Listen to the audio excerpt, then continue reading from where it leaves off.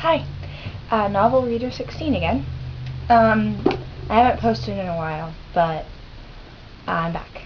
So today I wanted to tell you guys about this book that I discovered also off of my sister's bookshelf. But I eventually bought my own copy because I love the book so much. And this is kind of a girly book, but it's very, very good. It's not cheesy at all. It's The Lost Art of Keeping Secrets by Eva Rice. My sister bought this book, but she bought the British version when she went to London one year for her birthday. And so she bought it when she was there, and the grammar's a little bit different, but this is the American version, the one they sell here. And it's just a really good story. It takes place in the mid-50s, 1950s, and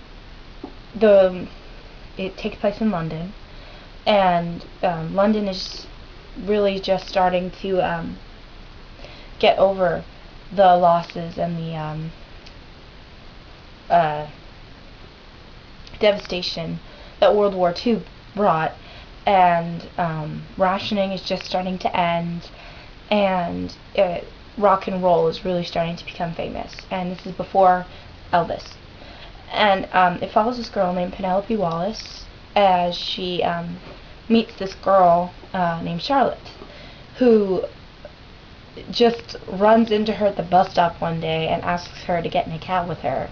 And she does, and then they end up going to Charlotte's aunt's house, and Penelope meets her aunt, Aunt Claire, and Charlotte's cousin, Henry. And from that point on, it's just like Harry and Charlotte kind of pull Penelope into this whole world of high society London. And they actually, Harry kind of pulls her into a ruse. See, he's jealous of this man who's going to marry this girl he's in love with, who's an American. And he's really rich and really nice and everything, and Harry is just a magician. He doesn't have a lot of money. He has one brown eye and one blue eye, and he has a very almost dry sense of humor. It's he's very interesting, and so he asks Penelope to go to a party with him and pose as his girlfriend, because Penelope is just the kind of person that this girl he's in love with would hate. She's tall and thin and blonde and very, very English. It's very hard to describe, but she's exactly the kind of person that the woman he's in love with would hate. So he goes out with her, and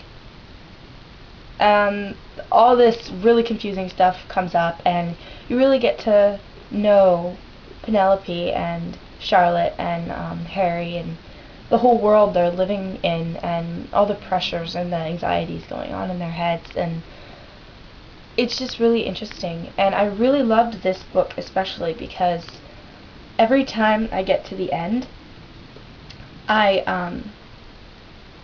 get that same kind of happy feeling you get when you read a really good book.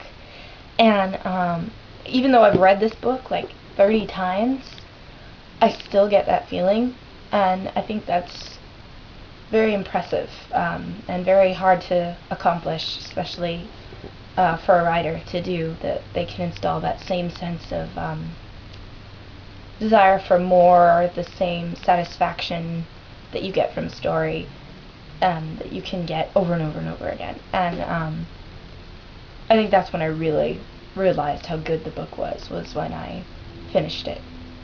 And I recommend this book highly. And yeah, it's just really, really good, and I hope you guys look it up and enjoy it. So that's what I have to say.